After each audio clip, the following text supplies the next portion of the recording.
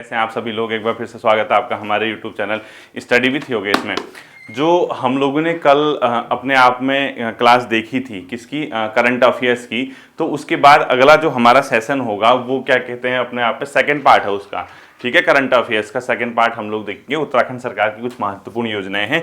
हालांकि मुझे उम्मीद है कि प्रश्न जो आपका पेपर में पूछा जाएगा वो जो क्लास आपकी आ चुकी है उसी से आएगा। ठीक है, ये ऐसा होता है कि अपनी एक सेफ्टी होती है यार, चलो भाई हमारी ये चीज़ छूटे ना। और मैंने कोशिश की है कि मैक्सिमम जो आपके पेपर में आने की संभावना है क्वेश्चन बच्चों वो कवर हो जाए। ठीक है, अदरवाइज अगर आप देखें इतनी योजनाएं हैं सरकार के 30-40 डिपार्टमेंट में, हर डिपार्टमेंट की अपनी कुछ योजनाएं होंगी, ये बहुत मुश्किल हो जाता है इतना कवर करना। दूसरा, योजना वही पूछी जाती है जो वर्तमान में क्या होगी, संचालित होगी, यानी कहीं ना कहीं वर्तमान समय में भी योजना चल रही होगी, वही योजना के बारे में क्वेश्चन पूछता है। ठीक है, देखें बच्चों, यहाँ पर एक डिपार्टमेंट है, उसके अंदर समाज कल्याण विभाग, उसके अंदर 3 पेंशन स्कीम बहुत फेमस है। एक वृद्धावस्था पेंशन है, एक निराश्रित पेंशन है, एक दिव्यांग पेंशन है। ठीक है, तो ये तीनों पेंशन स्कीम जो है इसके अंदर 1500 रुपया प्रति माह उत्तराखंड सरकार के द्वारा दिया जाता है। तो इसमें ये कभी नहीं पूछने वाला है आपसे कि ये स्कीम जो है कब से लॉन्च हुई थी, क्या हुई थी। ठीक है, आप सीधे लिखो वृद्धावस्था पेंशन, वृद्धावस्था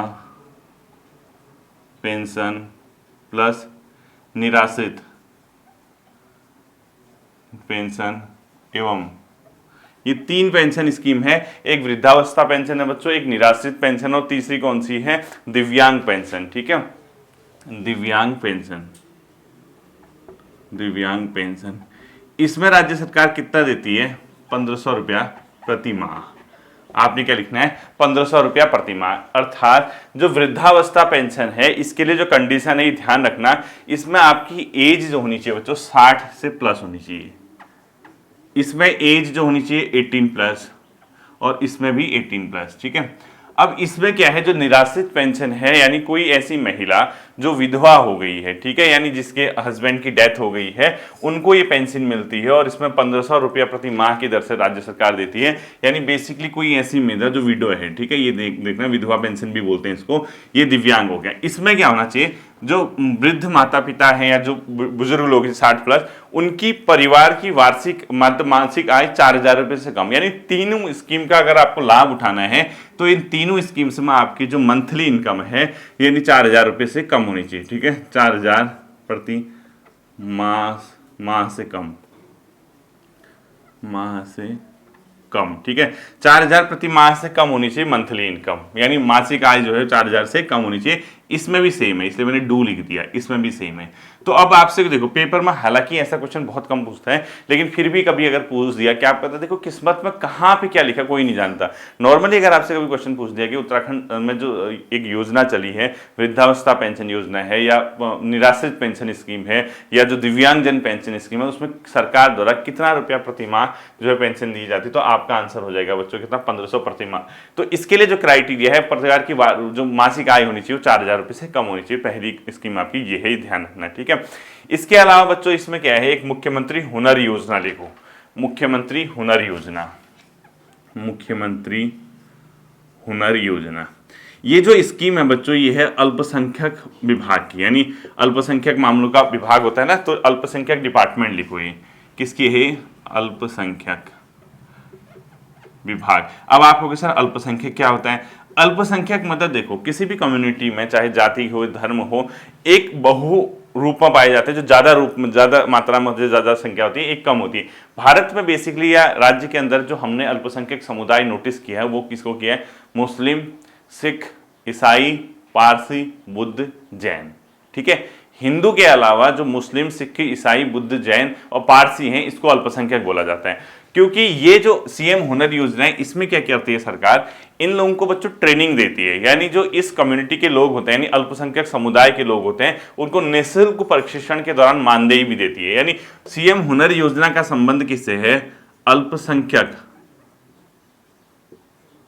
समुदाय के लोगों को, अल्पसंख्यक समुदाय के लोगों को निःशुल्क प्रशिक्षण फ्री ट्रेनिंग देगी, चाहे सिलाई कढ़ाई जो भी होता है, ठीक है, अलग अलग ट्रेनिंग दी जाती है। तो निःशुल्क प्रशिक्षण दिया जाता है इसके लिए, इनके कौशल को डेवलप करने के लिए, ताकि इनको कल के दिन ट्रेनिंग देने के बाद ये अपना रोजगार शुरू कर सके। यानी निःशुल्क प्रशिक्षण से संबंधित। और इवन ये क्या करती है, प्रशिक्षण के दौरान मानदेय भी देती है राज्य सरकार। अर्थात अगर आपने इससे ट्रेनिंग ली, ट्रेनिंग तो फ्री मिलेगी, सरकार क्या करती है, अगर आपने 100 घंटे की ट्रेनिंग कर रखी है, 100 आवर की ट्रेनिंग, 100 घंटे की अगर आपने ट्रेनिंग की है, इसके लिए अलग है। इसके अलावा 150 घंटे की अगर आपने ट्रेनिंग की है, उसके लिए अलग है। और 200 घंटे, यानी 100 घंटे, 150 घंटे और 250 घंटे, तो उसमें 2 के, 2.5 के और 4 के, ठीक है। इसमें देखो, इसमें 2000 रुपया सरकार क्या करेगी, मानदेय देगी। इसमें क्या कर रखा, अगर आपने 150 घंटे की अगर आपने ट्रेनिंग कर रखी है, तो इसमें आपको 2500 रुपया मानदेय देगी। और अगर आपने 250 घंटे की अगर आपने ट्रेनिंग कर रखी है, तो इसमें सरकार आपको क्या करेगी बच्चों, 4000, 4 के यानी 4000 हुआ, ठीक है। ये 2500 हुआ, 2000 हुआ, 2 के का मतलब 2000, ठीक है। 2000, 2500, 4000, आप वैसे लिख लो। तो नॉर्मली आपसे ये पूछ सकता है कि सीएम हुनर योजना का संबंध किससे है, अल्पसंख्यक समुदाय के लोगों को निःशुल्क प्रशिक्षण से। और वो जो है, ये तो ऐसे मैंने बता दिया आपको, नॉर्मली अगर आपने 100 घंटे की ट्रेनिंग ली है तो आपको कुछ सरकार मानदेय देती है, 150 घंटे की ट्रेनिंग ली है तो आपको मानदेय देगी, 250 घंटे की ट्रेनिंग ली है तो इस तरीके से आपको मानदेय सरकार के द्वारा दिया जाता है, ठीक है। इन क्वेश्चनों के कभी भी बच्चों ये नहीं पूछे जाते हैं कि कब से ही शुरू हुए, क्या हुए करके, इस टाइप के क्वेश्चन नहीं पूछे जाते हैं, ठीक। अगला लिखो, राज्य खाद्य योजना। देखो, खाद्य योजना के अलग अलग कार्ड धारक होते हैं बच्चों। राज्य खाद्य योजना के अंदर हमने पीला कार्ड धारक होता है, उसके कलर होते हैं, ठीक है। तो राज्य खाद्य योजना के अंतर्गत आपको क्या मिलता है राशन में, वो ध्यान रखना है, ठीक है। देखो, उत्तराखंड राज्य खाद्य योजना, राज्य खाद्य योजना, इसके ब्रैकेट में लिखो पीला कार्ड धारक, यानी येलो कार्ड धारक लिख लेना है इसमें, ठीक है। क्या लिखोगे इसके ब्रैकेट में, पीला कार्ड धारक लिख लेना है, ठीक। लिखो राज्य खाद्य योजना, पूरा लिखना, पीला राशन कार्ड धारक। इसमें क्या होता है बच्चों, 7.5 केजी चावल प्रति माह दिया जाता है सरकार के द्वारा, ठीक है। इसके ब्रैकेट में लिखो आप पीला कार्ड। राज्य सरकार क्या करती है बच्चों, इस कार्ड धारक को 7.5 केजी चावल जो है प्रति माह देगी 11 रुपया पर केजी के हिसाब से, ठीक है। देखो, इसमें क्या है, 7.5 केजी चावल प्रति माह राज्य सरकार के द्वारा दिया जाता है। और ये जो चावल होगा बच्चों, 11 रुपया 11 प्रति केजी के हिसाब से। यानी राज्य सरकार क्या करती है, राज्य खाद्य योजना के तहत जो पीले कार्ड धारक होते हैं उनको 7.5 केजी चावल देती है प्रति माह 11 रुपया पर केजी के हिसाब से। और लाभार्थी के लिए क्या है बच्चों, उसके परिवार की आय 5 लाख वार्षिक या उससे कम होनी चाहिए, ठीक है। आप तभी इसका फायदा उठा सकते हो, लाभार्थी तभी फायदा हो सकता है उसकी जो परिवार की आय, परिवार की उसकी आय जो है रुपये 5 लाख से क्या होनी चाहिए, कम होनी चाहिए, ठीक है। 5 लाख से कम होनी चाहिए, उससे ज्यादा नहीं होनी चाहिए। तो आपसे आप ये मत छोड़ो, आप ये देखो, राज्य खाद्य योजना के अंतर्गत राज्य सरकार द्वारा प्रति परिवार कितना केजी ये जो है चावल प्रति माह दिया जाता है। तो 7.5 केजी चावल राज्य सरकार प्रति माह इसको देती है, ये आपको ध्यान में रखना है, ठीक है। अगला लिखना आप, समर्थ पोर्टल का संबंध किससे। समर्थ पोर्टल है बच्चों बेसिकली उच्च शिक्षा विभाग से, हायर एजुकेशन से। समर्थ पोर्टल, ये समर्थ एक पोर्टल चल रहा है जो कि किससे, उच्च शिक्षा विभाग से, हायर एजुकेशन, ठीक है, उच्च शिक्षा विभाग। इसमें क्या होता है, जैसे आपको यूजी अंडर ग्रेजुएशन और पीजी पोस्ट ग्रेजुएशन, यानी आपको स्नातक और स्नातक में अगर आपको एडमिशन लेना है तो आप समर्थ पोर्टल पे क्या करोगे बच्चों, अपना लॉगिन करोगे। इसके अंदर क्या होगा, राज्य सरकार द्वारा जितने भी राज्य के अंदर जितने भी राज्य सरकार केंद्रीय विद्यालय छोड़ के, ठीक है, केंद्रीय वगैरह नहीं आते इसमें, जैसे हेमवती नंदन बहुगुणा या कोई तकनीकी शिक्षा या प्रावधिक शिक्षा इस टाइप की नहीं आते, इसमें ध्यान रखना। तो राज्य सरकार के अंदर जो भी विश्वविद्यालय या महाविद्यालय संचालित हैं उसमें एडमिशन के लिए एक समर्थ पोर्टल चलाया गया। अगर आपको स्नातक व परिस्नातक में क्या करना है, अपने आप में एडमिशन करना है, ठीक है। बट इसमें ये ध्यान रखना है कि तकनीकी, कृषि और हेमवती नंदन बहुगुणा और उससे संबंधित कॉलेज नहीं आते, ठीक है। लिखो, इस पोर्टल के अंतर्गत तकनीकी, कृषि व हेमवती नंदन बहुगुणा, क्योंकि ये सेंट्रल यूनिवर्सिटी है, आपको पता होगा एसएनबी, हेमवती नंदन बहुगुणा, उससे संबंधित विद्यालय या विश्वविद्यालय नहीं आते हैं, ठीक है, ये नहीं आएंगे इसके अंदर, या ध्यान रखना इसको, इसमें नहीं दिया गया समर्थ पोर्टल। इसके अलावा जैसे कुमाऊं यूनिवर्सिटी, ये यूनिवर्सिटी, वो यूनिवर्सिटी, अगर आपको वहां एडमिशन लेना है तो आपको क्या करना पड़ेगा, समर्थ पोर्टल में लॉग इन करना पड़ेगा। तो उच्च शिक्षा विभाग से संबंधित है, यूजी और पीजी में एडमिशन के लिए लिखो उच्च शिक्षा विभाग में स्नातक व परिस्नातक में एडमिशन यानी उसमें प्रवेश से संबंधित है, पूरा लिखना आप लोग, ठीक है, प्रवेश से संबंधित है। अगला लिखो मुख्यमंत्री उच्च शिक्षा शोध प्रोत्साहन योजना, लिखो मुख्यमंत्री उच्च शिक्षा शोध प्रोत्साहन योजना, क्या लिखोगे, मुख्यमंत्री उच्च शिक्षा शोध प्रोत्साहन योजना, मुख्यमंत्री उच्च शिक्षा शोध प्रोत्साहन योजना, मुख्यमंत्री सीएम उच्च शिक्षा शोध प्रोत्साहन,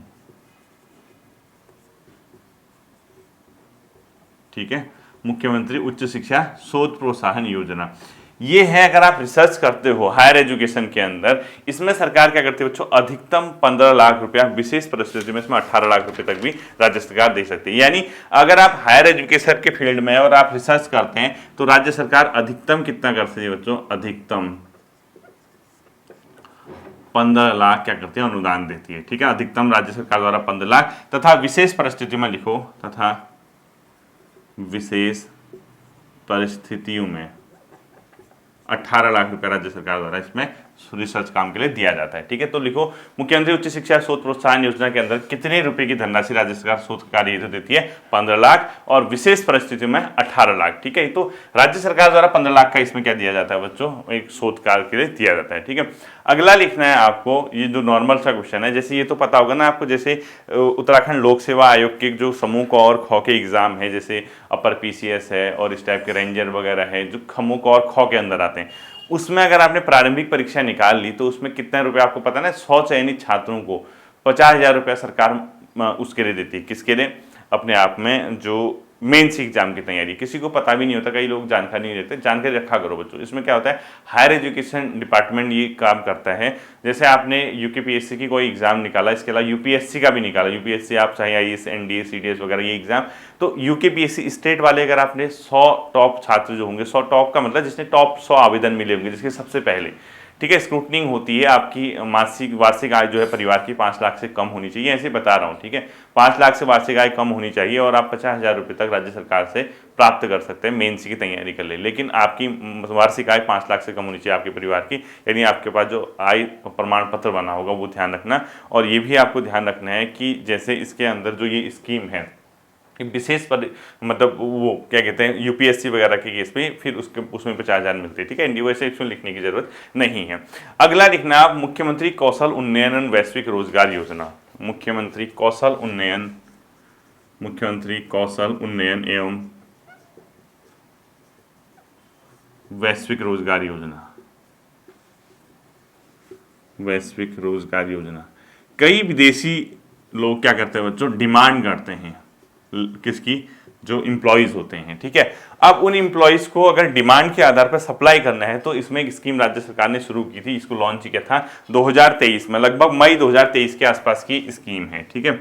इसमें क्या होता है, जैसे राज्य सरकार क्या करेगी इसके अंदर 2023, मई 2023, राज्य सरकार इसके अंदर आपको क्या करती है कि वैश्विक कौशल, यानी आपको विदेशों में अगर आपको नौकरी करनी है और वहां से डिमांड आई तो उसके अंदर राज्य सरकार आपको ट्रेनिंग देती है। अब वो ट्रेनिंग किस किस की हो सकती है, चाहे वो भाषा की हो, चाहे वहाँ के कल्चर की हो, यानी आपको कहीं ना कहीं ट्रेनिंग दी जाएगी।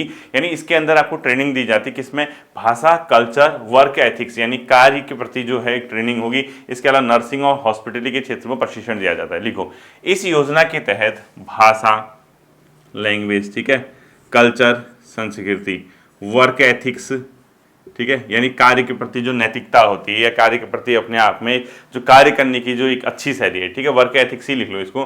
भाषा, कल्चर यानी भाषा मतलब भाषा हो गया, कल्चर यानी संस्कृति, वर्क एथिक्स, नर्सिंग व हॉस्पिटलिटी, नर्सिंग व हॉस्पिटलिटी के क्षेत्र में प्रशिक्षण देती है। राज्य सरकार क्या करेगी, आपको ट्रेन करेगी इस क्षेत्र में। उसके बाद अगर जब आपको उसका स्क्रूटनिंग होती है, परीक्षा होती है बच्चों एक हल्की फुल्की, उसमें अगर आप क्वालिफाई कर लिए तो जैसी डिमांड आएगी तो फिर आपको वहाँ जाने के लिए भेजा जा सकता है उस देश में, चाहे न्यूजीलैंड में हो, सिंगापुर में, इन देशों में, और वहाँ पे आप उनकी जैसे उनने मांग की कि हमें एम्प्लॉय चाहिए, उस आधार पर वहाँ सप्लाई होते हैं। ठीक है। दूसरा, इसके अंदर बाकी जो वो है आपकी पासपोर्ट वगैरह, आपकी डॉक्यूमेंट्स वगैरह, सत्यापन वगैरह सब होगा, वो सब छोड़ दीजिए। हमें ये पता होना चाहिए कि मुख्यमंत्री कौशल उन्नयन एवं वैश्विक रोजगार योजना के अंदर किन क्षेत्रों में ट्रेनिंग दी जाती है और कब से शुरू हुई थी। ठीक है, इसके बारे में मैंने हल्का हल्का आपको आइडिया बता दिया। अगला, इसको पता ही होगा आपको, राज्य स्तरीय खेल पुरस्कार के बारे में लिखने की जरूरत तो है नहीं ना। राज्य स्तरीय खेल पुरस्कार के अंतर्गत लिखने की जरूरत नहीं है, मैं चाहता भी नहीं उसके अंदर लिखूं कुछ। ठीक, इसके बाद अगला आता है बच्चों ईजा बोई सगुन योजना। अगला लिखो ईजा बोई सगुन योजना। ये है बच्चों चिकित्सा स्वास्थ्य एवं परिवार कल्याण की योजना। इसमें क्या है, जैसे जो ईजा बोई योजना है, अगर प्रसव के बाद यानी कोई सरकारी हॉस्पिटल में कोई महिला, बच्चे की डिलीवरी वहाँ पे जब होती है, महिला की बच्चा जब पैदा होता है, उसके बाद अगर वो 38 घंटे तक हॉस्पिटल में है सरकारी अस्पताल में, तो सरकार उनको क्या करती है, 2000 रुपया देती है। ये ध्यान रखना। यानी ईजा बोई जो सगुन योजना है उसमें लिखो प्रसूताओं को 2000 रुपया सरकार की ओर से प्रोत्साहन राशि दी जाती है। ठीक है, लिखो ईजा बोई सगुन योजना। ठीक है, ईजा बोई सगुन योजना ये क्या है, यानी जो सरकारी अस्पताल, पूरा लिखो, सरकारी अस्पतालों में प्रसव के बाद 38 घंटे रुकने के उपरांत सरकार द्वारा, सरकारी अस्पतालों में प्रसव के बाद 38 घंटे सरकारी अस्पताल में रुकने के बाद सरकार द्वारा 2000 रुपये इस योजना के स्वरूप में प्रसव उपरांत दिया जाता है, यानी प्रोत्साहन स्वरूप दिया जाता है। तो अगर नॉर्मल पूछता कि ईजा बोई सगुन योजना किस विभाग की है, चिकित्सा स्वास्थ्य एवं परिवार कल्याण हो गया आंसर। ठीक है, और कितना रुपया सरकार के द्वारा दिया जाता है, 2000 रुपया इसमें दिया जाता है। 48 घंटे तक आपको हॉस्पिटल में रहना होगा, उसके बाद इसमें सरकार इसको देती है। ठीक है, आपने लिख लिया होगा। अगला लिखो जननी सुरक्षा योजना। ये भी बच्चों सरकारी अस्पताल में प्रसव करने से संबंधित है, यानी जननी सुरक्षा योजना, जननी, ये भी इसी विभाग की है। ठीक है, ये कब से शुरू हुई, क्या हुई, ऐसे क्वेश्चन नहीं पूछता है।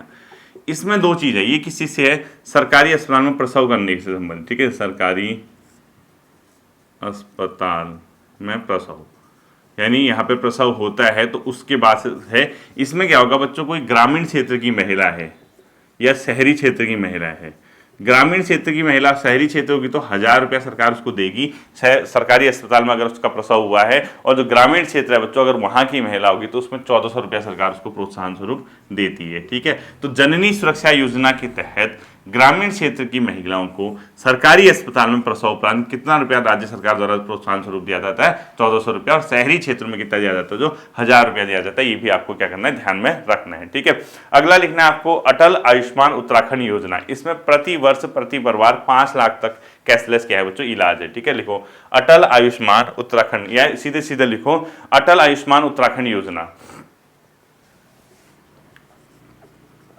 अटल आयुष्मान उत्तराखंड योजना ये है बच्चों 2019 की। जैसे एक आयुष्मान भारत है ना, वो 2018 के आसपास शुरू हुई थी शायद। एक बार इसका आपको क्या करना है, क्रॉस चेक करना है, प्लीज आप इसको चेक कर लीजिएगा, 2019 ही है मेरे ख्याल से।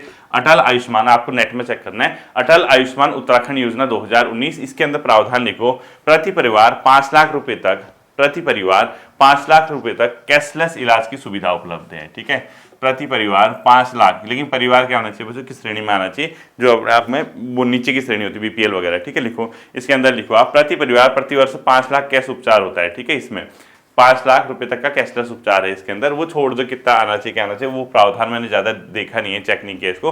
आपको नॉर्मल ये पता होना चाहिए कि अटल आयुष्मान योजना कब से शुरू हुई उत्तराखंड में और इसमें क्या प्रावधान है। तो लिखो प्रति परिवार 5 लाख रुपए तक कैशलेस इलाज इसमें किया जाने का प्रावधान किया गया है। ठीक है, अगला लिखना है बच्चों आपको स्टार्टअप नीति कब से शुरू हुई, उत्तराखंड सरकार की नई स्टार्टअप नीति। देखो 2023, देखो नई स्टार्टअप नीति, सब नई है। ठीक है, पुरानी वाली नहीं है। 2023 नई स्टार्टअप नीति हुई है 2023 में, वैसे 2015 के आसपास की कुछ ऐसा ही था इसमें। ठीक है, अगला लिखना आपको एमएसएमई, नई एमएसएमई नीति, सूक्ष्म लघु एवं मध्यम उद्योग होता है ना, एमएसएमई नीति नई वाली जो है ये भी 2023 की है। ठीक है, नई एमएसएमई नीति भी लिखो 2023 की, नई स्टार्टअप नीति लिखो 2023 की। इसके अलावा mega industrial and investment policy, mega industrial and investment policy लिखो, ये मोस्ट इंपोर्टेंट कर देना, mega industrial and investment policy. Mega industrial and investment policy, ये कब की है? 2021 की। ठीक है, mega industrial and investment policy कब की बच्चों? 2021 के, ये भी ध्यान रखना। ठीक है, इसके अलावा उत्तराखंड राज्य शिल्प रत्न पुरस्कार भी मिलता है बच्चों, प्रतिवर्ष 25 लोगों को दिया जाता है। ठीक है, लिखो उत्तराखंड राज्य शिल्प रत्न पुरस्कार प्रतिवर्ष कितने लोगों को दिया जाता है? उत्तराखंड राज्य शिल्प रत्न पुरस्कार प्रतिवर्ष 25 लोगों को दिया जाता है। ठीक है, और किस विभाग से संबंधित है पूछता है, तो एमएसएमई डिपार्टमेंट से ही संबंधित है। एमएसएमई मतलब सूक्ष्म लघु एवं मध्यम उद्योग विभाग। ठीक है, तो एमएसएमई विभाग से ही संबंधित है सूक्ष्म लघु एवं मध्यम उद्योग शिल्प रत्न पुरस्कार 25 लोगों को। ये था आपका मेन। अब आपको क्या करना है, देखो जैसे ये 2 क्लासेज आपने कर लिए, प्लेलिस्ट में आप जाना, प्लेलिस्ट में जाना पता तो होगा ना, उसमें देखना सरकारी आंकड़ों वाला एक फोल्डर होगा उत्तराखंड का, उसमें अगर मैंने कोई सरकार की योजना कराई होंगी तो वो आप चेक कर लेना, अगर कोई छूटी होंगी तो। ठीक है, इस बार की, अदरवाइज मैंने जो आपका पेपर आ सकता है वो आज से ज़्यादा कल वाली क्लास से आने की संभावना है, जो बीत चुकी है उससे ज़्यादा है। ठीक है, फिर मिलते हैं अगले सेशन पर, अपना ध्यान रखिएगा। Thank you.